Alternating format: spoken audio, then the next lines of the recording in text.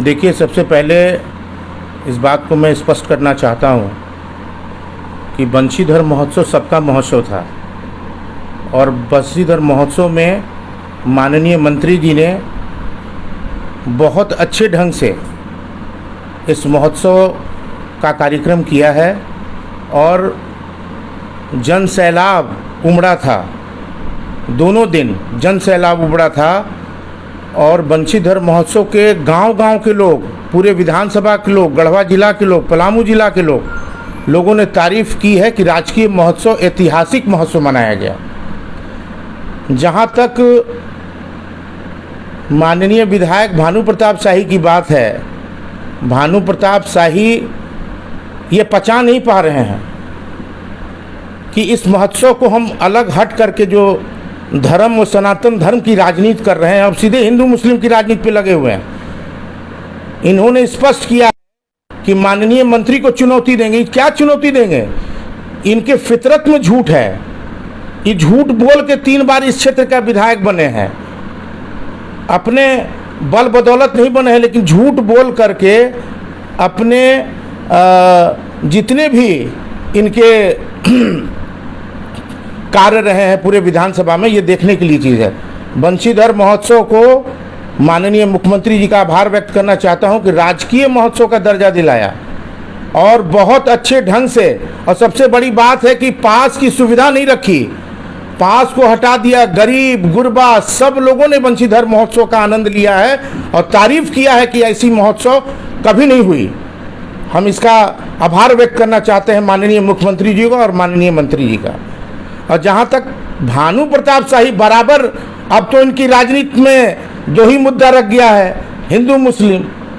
अब ये खेल कर रहे हैं। कभी वो इफ्तार पार्टी की चर्चा करेंगे, कभी हमारे अध्यक्ष तनवीर आलम की बात करेंगे।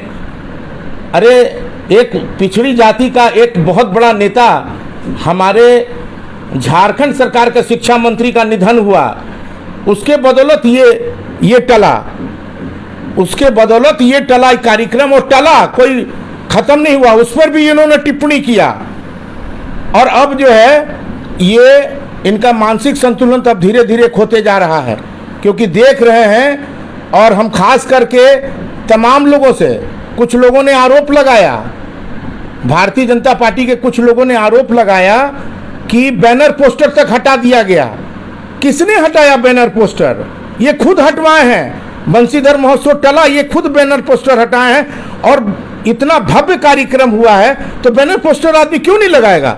एकदम लगाएगा। और जहां तक महोत्सव की बात है, वो बहुत ऐतिहासिक हुआ है, इसके लिए हम बहुत बहुत आभार व्यक्त करना चाहते हैं। और दूसरी चीज कि अब इनकी राजनीति हिंदू मुस्लिम पर टिक गई है। नौजवान की जो व्यवस्था देना चाहते थे, पलायन की स्थिति हो गई। पलायन जो है, आज यहाँ के बेरोजगार नौजवान आज दूसरे प्रदेश में जा रहे हैं। ये 3 बार के विधायक हैं। कहते हैं तुलसीदामर चालू क्यों नहीं हुआ, घाघरा माइंस चालू क्यों नहीं हुआ है? तो ये हमारे कहने का मतलब है कि तुलसीदामर और घाघरा के लिए कब आपने विधानसभा में क्वेश्चन उठाया? तुलसीदामर और घाघरा माइंस के लिए कब आपने क्वेश्चन उठाया? पावर प्लांट के लिए आप क्वेश्चन कब उठाए? एक बार क्वेश्चन उठाए थे पावर प्लांट के लिए विधानसभा में कि पावर प्लांट है या नहीं है। उत्तर दे दिया कि पावर प्लांट है। और पावर प्लांट का जो है प्रस्तावित पावर प्लांट जो है 1320 मेगावाट, जो माननीय मुख्यमंत्री जी ने, हेमंत सोरेन जी ने इसका आधारशिला रखने का काम किया। इसलिए किया क्योंकि मेरे पिता भैया शंकर प्रताप देव जी ने एशिया का सबसे बड़ा क्रेशर प्लांट लगवाया था, लेकिन आज वो बंद के कगार पे है। लेकिन इसके लिए इनका जो है व्यवस्था नहीं दिख रहा है, नौजवान के लिए व्यवस्था नहीं दिख रहा है। अब ये व्यवस्था, चूंकि ये भारतीय जनता पार्टी के विधायक हैं, इसलिए ये हिंदू मुस्लिम की राजनीति कर रहे हैं, इफ्तार की राजनीति कर रहे हैं। जब नौजवान संघर्ष मोर्चा में थे तो क्यों नहीं जाके इफ्तार कराए? अब भारतीय जनता पार्टी में आ गए हैं तो हिंदू मुस्लिम की राजनीति कर रहे हैं। ये सब नहीं चलने देंगे हम लोग। और जहां तक पावर प्लांट का बात है, पावर प्लांट होगा, माननीय मुख्यमंत्री देंगे, लेकिन एक बार भी इन्होंने दिलचस्पी नहीं लगाई। रामविलास पासवान जी आए थे, रामविलास पासवान जी जब जिंदा थे, गिरिवर पांडे जी मंत्री थे, तो पावर प्लांट के लिए ये फैक्ट्री के लिए, सीमेंट फैक्ट्री के लिए इन्होंने प्रयास किया। ये जाते हैं केंद्र में, फोटो खिंचवा के आ जाते हैं कि मैसेज एक तो चला जाए कि सीमेंट फैक्ट्री का जो है हम ये कर रहे हैं। इनके जहन में फितरत है और 3 बार झूठ बोल करके ये विधायक बनने का काम किए हैं। मैं इस बात को कहना चाहता हूं।